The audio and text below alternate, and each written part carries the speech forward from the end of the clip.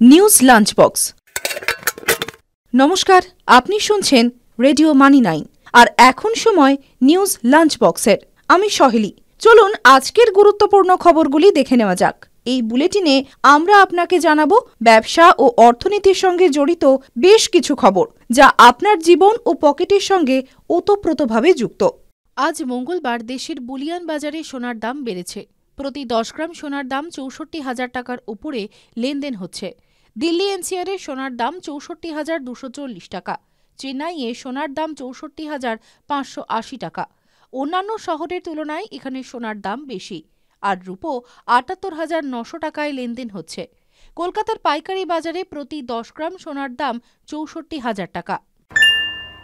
দেশে আইটিআর দাখিলের নতুন রেকর্ড তৈরি হয়েছে। অর্থ মন্ত্রকের তথ্য অনুযায়ী দেশে রিটার্ন দাখিলের সংখ্যা 8 কোটি ছাড়িয়েছে। 2023-24 অ্যাসেসমেন্ট ইয়ারে আয়কর রিটার্ন দাখিলের সংখ্যা ছিল 8 কোটি 18 লক্ষ। এই সংখ্যা বেড়েছে প্রায় 9%। তথ্য অনুযায়ী 2023-24 অ্যাসেসমেন্ট ইয়ারে মোট 1 কোটি 60 লক্ষ অডিট রিপোর্ট এবং অন্যান্য ফর্ম পূরণ করা হয়েছিল। গত বছর এই সংখ্যা ছিল 1 কোটি 43 লক্ষ।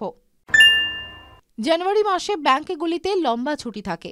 2024 সালের জানুয়ারি মাসে বিভিন্ন রাজ্য মিলিয়ে মোট 16 দিন ব্যাংক বন্ধ থাকবে। এই ছুটির মধ্যে রয়েছে প্রজাতন্ত্র দিবস, মকর সংক্রান্তি, পোঙ্গল এবং সাপ্তাহিক রবিবার, দ্বিতীয় ও চতুর্থ শনিবার।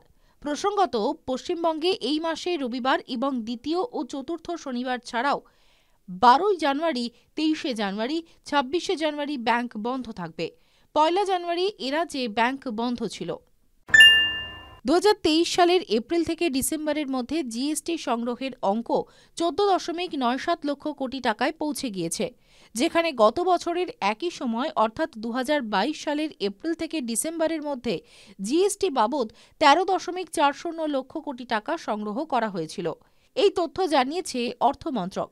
তথ্য অনুযায়ী 2023-24 সালের প্রথম 9 মাসে গড়ে কর সংগ্রহ হয়েছে 1.66 লক্ষ কোটি টাকা। গত অর্থবর্ষ অর্থাৎ 2022-23-এর একই সময় গড়ে 1.49 লক্ষ কোটি টাকার কর সংগ্রহ হয়েছিল। 2023 সালের 31 ডিসেম্বর পর্যন্ত 2000 টাকার ব্যাংক নোটের মোট 97.38% ব্যাংকিং ব্যবস্থায় ফিরে এসেছে, এমনই জানিয়েছে রিজার্ভ ব্যাংক। দেশের কেন্দ্রীয় ব্যাংক আরও জানিয়েছে, 2000 টাকার নোট এখন আইনত বৈধ। সারা দেশে আরবিআই এর 19টি আঞ্চলিক দফতরে গিয়ে এই নোটগুলি এক্সচেঞ্জ বা জমা দেওয়া যেতে পারে। এছাড়াও কেউ চাইলে ইন্ডিয়া পোস্টের মাধ্যমে 2000 টাকার নোট আরবিআই এর দফতরে পাঠাতে পারেন। এই মূল্য তার ব্যাংক অ্যাকাউন্টে জমা হবে।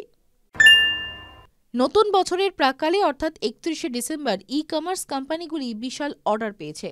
জোম্যাটো, ব্লিঙ্কিট, সুইগি এবং ফুড ইনস্টামার্টের মতো কোম্পানিগুলি এই অর্ডার পৌঁছে দিতে ব্যস্ত ছিল। সুইগি প্রতি মিনিটে 1244টি বিরিয়ানির অর্ডার পেয়েছিল। 31 ডিসেম্বর সুইগি বিরিয়ানির জন্য 4.8 লক্ষ অর্ডার পেয়েছে। এর মানে প্রতি মিনিটে 1244টি অর্ডার পৌঁছে দিয়েছে তারা। এর মধ্যে প্রতি 4টির মধ্যে একটি বিরিয়ানি অর্ডার করা হয়েছে হায়দ্রাবাদ থেকে। এদিকে জোম্যাটোর ডেলিভারি পার্টনাররা এদিনে প্রায় 1 কোটি টাকা বকশিশ পেয়েছেন। আজকের নিউজ লাঞ্চ বক্স এই পর্যন্তই। শুনতে থাকুন রেডিও মানি 9। ব্যবসা ও অর্থনীতির সর্বশেষ খবরের আপডেট পেতে এখনই মানি 9 সুপার অ্যাপ ডাউনলোড করুন। News lunch box.